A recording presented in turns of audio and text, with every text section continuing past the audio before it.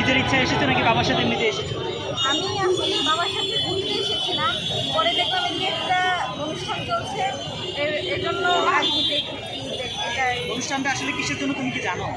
কেন? অনুষ্ঠানটা আমি যতদূর জানি, এই অনুষ্ঠানটা যারা এই চুলার যে যুদ্ধটা হলো, এই যুদ্ধে যারা যারা অন্ধ হয়েছে বা যারা পঙ্গু হয়েছে তাদের, হ্যাঁ, আহত হয়েছে তাদের জন্য আমরা দেখলাম যে বিভিন্ন যখন গান গাচ্ছিল তখন তুমি গানের সাথে মুখ মিলাচ্ছিল, তখন তোমার কেমন লাগছিল? বা যারা আসলে তাদের ত্যাগের বিনিময়ে এই আমরা আবার দ্বিতীয় স্বাধীনতা পেয়েছে, তাদের উদ্দেশ্যে তোমার কিছু বলা আছে কিনা? বা তারা যে আহত রয়েছে, আমরা যে হেল্প করছি না, এই উদ্দেশ্যে তোমার কিছু বলা আছে কিনা? কী করা উচিত আর কি?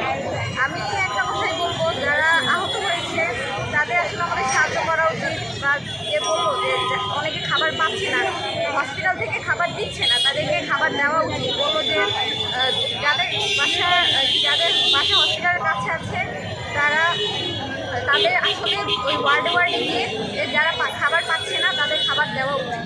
তুমি কি গান গেতে পছন্দ করো?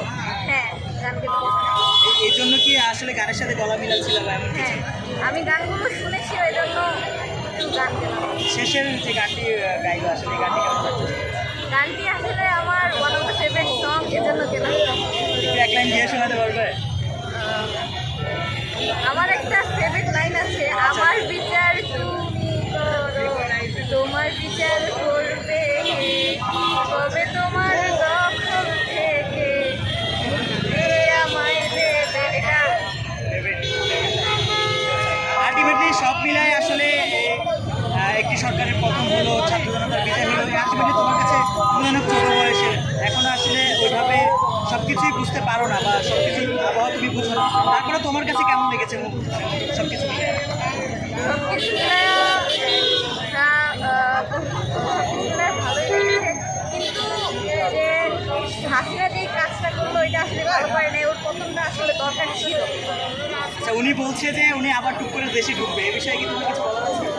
এই বিষয়ে ওনারে ঢুকতে দেওয়া যাবে না, ঢুকতে দেওয়া যাবে না। আর কি আমার কথায় আওয়ামী লীগ তো অনেকে ভালো আছে, অনেকে খারাপ। যেই নেতাগুলো এই কাজটা করেছে তাদেরকে আসলে ওই নেতাগুলোকে গ্রেফতার করা উচিত। আমার কোন ক্লাসে? আমার নাম ফাতেমাতুজ জাহরা, আমি